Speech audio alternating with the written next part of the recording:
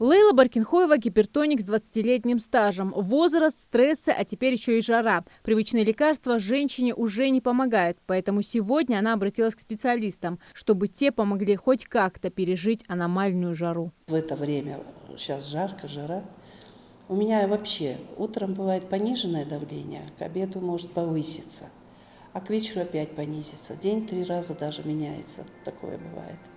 Но я пью лекарства. Плохо бывает, слабость появляется, потливость, вообще аппетит пропадает, даже говорить не хочется ни с кем. Жара – это прежде всего стресс для организма, который пытается адаптироваться к непривычным условиям, работает на пределе своих возможностей и тратит на это большие ресурсы. В первую очередь в группе риска в такую погоду находятся люди с хроническими заболеваниями. Но в целом в такой ситуации может оказаться любой человек, если не соблюдать определенных правил. С 11 часов дня до 17 часов вечера нежелательно выходить на улицу, и тем более с непокрытым головой или каким-то головным убором. Особенно это для детей.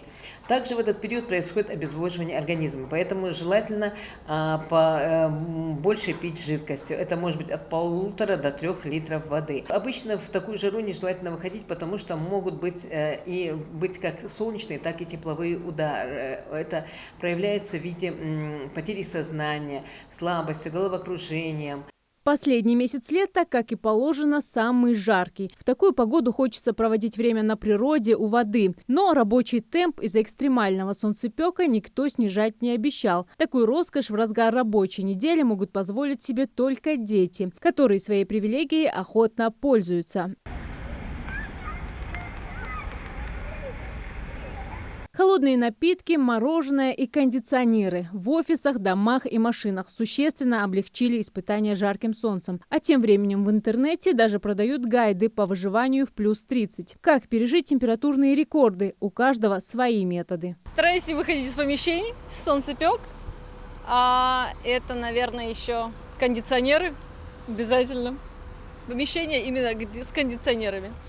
И, наверное, я бы порекомендовала бассейны. В такую жару хочется на море. Прогноз погоды на ближайшие 10 дней для любителей прохладных вечеров неутешительный. И если верить синоптикам, столбики термометров до конца лета не спустятся ниже 28 градусов. Соблюдайте рекомендации врачей, избегайте прямых солнечных лучей и придерживайтесь питьевого режима. Зарима Ивлоева, Ахмед Горбаков, Новости 24.